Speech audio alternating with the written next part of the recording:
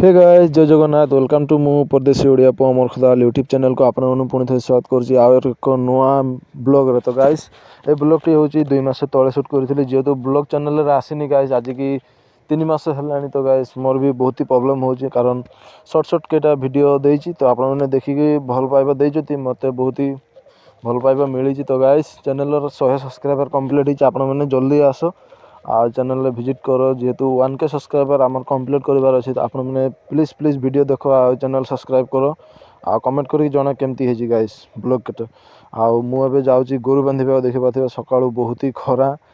तो गोरु बांधि के आसी सारे मु आपण मन संग कथा होजी आ गाइस जेतु ब्लॉग आसुनी आपण माने प्लीज बेया पाइबेनी कारण मोर भी माने टाइम होनी आ देखो गाइस सूर्य महापुर आसी की पूरा मथा ऊपर हो गेलानी आ एपटे देखो गाइस मु जाउची गाय बांधिबा कारण एटा होची हमर पोडिया हम एठे गाय बांधु आने की गोरु सागले सब एठे बांधा होची जेतु आज कम आसी कारण आनी नाती बहुत ही गेला। तो सकाळ सकाळ भी बहुत ही खरा होची ना तो मोल जल्दी नहीं आसी कारण एबे बांधी के आउ अल पीछे छाई के नहीं जी पानी छाणी खुआबा को आ। तो गाइस देखो केमती का माने धान अधिक आधा पाकी गलानी आ हमर भी धान से पटे पाकी छी हमें अलप सलप काटी छु।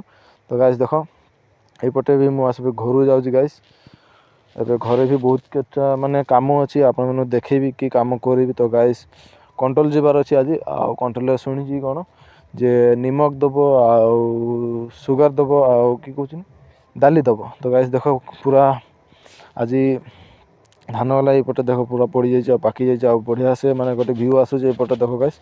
तो जेतु कैमरा बेया हो जाय छ तो आपण माने एते व्यू एन्जॉय करि पारिबेनी कारण काहे कि मोर मोबाइल टा भी बहुत बेया हो जाय छ। तो गाइस सेति में मते ब्लॉग बनेबा को एते इच्छा होनी तो मु हले भी माने ब्लॉग बनेबा को चेष्टा करूची कारण मते भी मन जाउनी ना एमती का ब्लॉग आउ के देखुची आपण माने। तो गाइस कमेंट करो जदी ब्लॉग भलो होई छी त नले प्लीज गोटे लाइक करी जिबे आ कमेंट करी जणे केमती का माने वीडियो गला केमती होची तो आपण माने जणेले सिना मु भलो करबा चेष्टा करबी। तो गाइस मु भाबुची कि बने की छाडी दोची आ गाइस किछि आईडिया तो एबे तो लो भल से मिलिनी।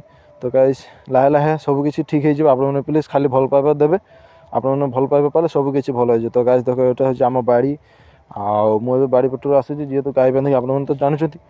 तो गाइस मु फाइनली कोठी आसिली ना हमर कंट्रोल आसी जाय छी मु जस्ट एबे फिंगर देके आसी गेट बसी छी भितरे बहुत ही भीड़ अछि कारण से भितरे बसी जंती मनुष्य आ मु एठो आसी की बसी छी काहे कि ना फिंगर देली आ मु गरम टके नै पेली तो एठे आसी के बसी छी आपण माने देखो एटा होची हमर कंट्रोल आ एपटे आसुचंती 2-4 जण। तो गाइस देखो एक जण गला आ एपटे आरो एक जण आसुचंती आ मु एठे बसी छी फिंगर सिंगर दे आसिली। तो गाइस देखिबा आज फास्ट नेबा को पड़िबो कि दाली आ निमक चीनी। तो गाइस आपण माने के पाइलो कमेंट करो आ के पाइनो सेटा भी कमेंट करी जण।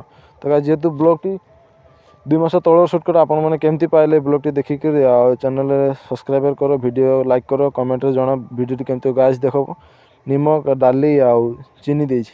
तो एटा ही हमर आसाम रो सरकार गाइस देछि एटा देखो आपण माने के पाइछो एटा होची मसूर दाली निमक आ एटा होची चीनी। तो गाइस प्लीज वीडियो को लाइक करो चैनल को सब्सक्राइब करो जेतु हमर 100 सब्सक्राइबर हे गेला एबे 1K सब्सक्राइबर करबार अछि। तो आपण प्लीज लाइक करो वीडियो को चैनल को सब्सक्राइब करी के आ कमेंट माध्यम रे जणा केमती हे ब्लॉग। तो guys tata bye bye video देखि थेबे आपण मन को थैंक यू।